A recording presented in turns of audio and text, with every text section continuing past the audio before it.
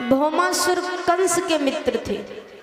उन्होंने कहा जाकर के कृष्ण से कहना कि मुझे कंस ना समझे, अगर यहाँ आ गया ना तो जीवित वापस नहीं जाएगा। अच्छी बात है। नारद जी कहते देखेंगे कौन जीवित रहता है कौन नहीं रहता। ठीक है, भगवान आते हैं युद्ध करने के लिए। अब भगवान आते हैं तो सबसे पहले वो अपने एक दैत्य को भेजता है भौमासुर, और दैत्य का नाम था मूर। तो मूर नाम के दैत्य का भगवान ने वध किया, और तब से भगवान का नाम पड़ा मुरारी। मूर नामक दैत्य का वध करने से भगवान का नाम पड़ता है मुरारी। अब भौमासुर का भी भगवान उद्धार करते हैं और उन राजकुमारियों से कहा कि जाइए अपने अपने राज्य।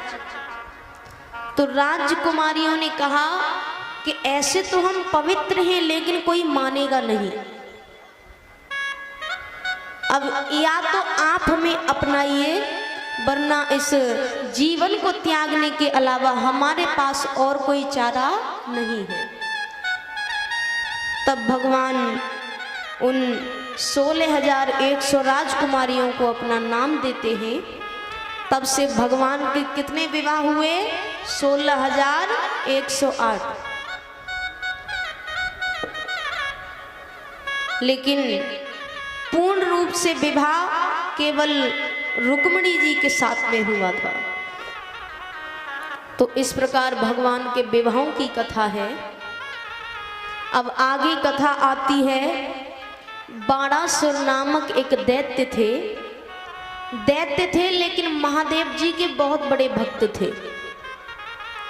कोई कोई दैत्य ऐसे निकल जाते हैं जिनमें दैत्यों के गुण नहीं होते। तो बाणासुर महादेव जी के भक्त थे। वो महादेव जी की पूजा किया करते थे। पूजा यानी वो श्रृंगार किया करते थे। दैत्य हैं, ज्ञान नहीं है उन्हें, तो वो श्रृंगार किया करते थे। और श्रृंगार भी कितना कि 10 से 12 घंटे श्रृंगार करते। तो इस श्रृंगार को कुछ संतों ने देख लिया। बड़ा प्रश्न होते हैं। उन्होंने कहा कि तुम्हारे अंदर भक्ति तो बहुत है, लेकिन तुम श्रृंगार करने में ही 10 से 12 घंटे लगा देते हो। कोई पूजा पाठ किया करो, कोई नियम बांधा करो। तो उसने कहा देखो मैं तो दैत्य हूँ, मुझे कुछ आता तो है नहीं, मैं तो दैत्य हूँ। तो उन्होंने कई स्तुतियाँ सिखाई बाणासुर को। तो बाणासुर उन स्तुतियों का जाप करते हैं। जाप करने से वहां पर महादेव जी प्रकट होते हैं।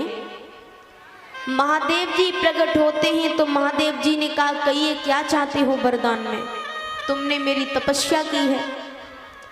देखिए, एक दो स्तुतियों को सीखने से ज्ञानी नहीं बन जाते, ज्ञान नहीं है उनमें। तो भगवान ने कहा कि क्या चाहिए वरदान में? बोले मुझे वरदान में 1000 हाथ चाहिए। आपका श्रृंगार करने में मुझे बड़ा समय लगता है, ज्यादा हाथ होंगे तो इतना ज्यादा समय नहीं लगेगा। भक्त भोले, लेकिन महादेव जी उनसे भी ज्यादा भोले। उन्हें समझाने की जगह महादेव जी ने कह दिया तथास्तु। अब 1000 हाथ हैं। जो काम 10 से 12 घंटों में होता था वो 1 घंटे में होने लगा। अब दैत्यों वाले गुण भी नहीं है तो दिन भर क्या करे, बड़े बड़े पत्थरों को तोड़ने लगा। जब पत्थरों को तोड़ने लगा,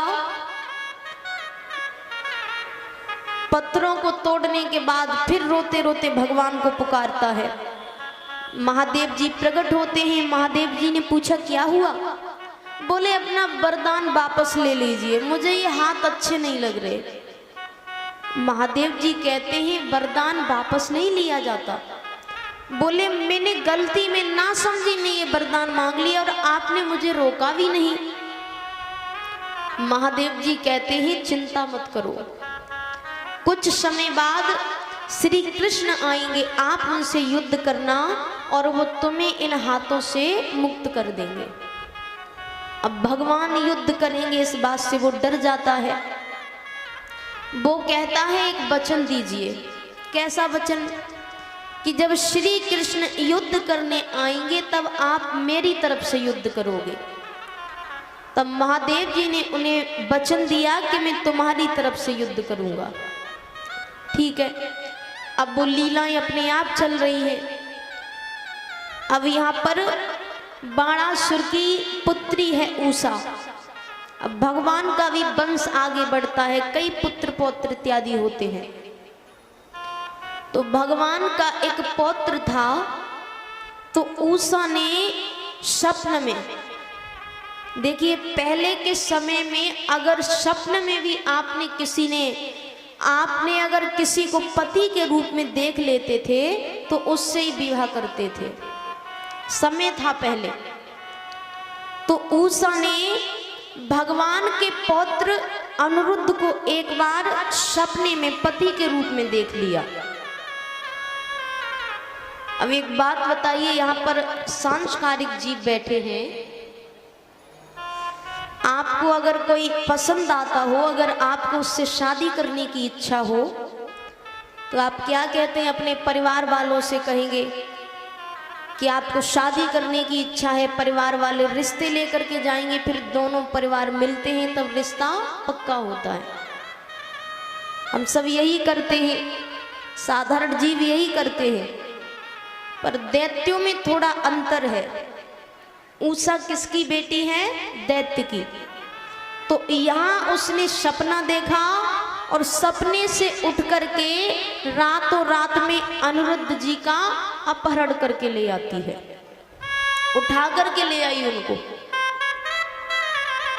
अब उठा करके ले आई तो भगवान डर जाते हैं, भगवान को सब पता चलता है। भगवान ने कहा कि हमें रिश्ता मंजूर है, आप हमारे बच्चे को भेज दीजिए।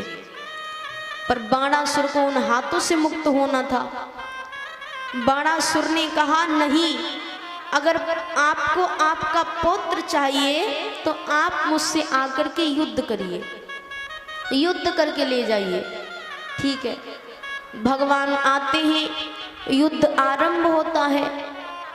आरंभ हुआ तो सबसे पहले भगवान ने एक बाण चलाया और पहले बाण से ही बाणासुर को उन हाथों से मुक्त करते हैं, पहले ही बाण से। अब दूसरा बाण भगवान चलाने ही वाले हैं कि महादेव जी बीच में आ जाते हैं। महादेव जी कहते हैं जो काम होना था वो हो गया, अब तुम अपनी बेटी को भेजो, क्योंकि मैं भगवान के विरुद्ध होकर युद्ध नहीं कर सकता। लेकिन बाणासुर को युद्ध करना नहीं था, उनको तो उन्हें 1000 हाथों से मुक्त होना था। तो बाणासुर से कहा कि युद्ध हो गया, अब आप अपनी बेटी को भेजो। तो भगवान अपनी पौत्र वधू उषा को अपने साथ लेकर के जाते हैं।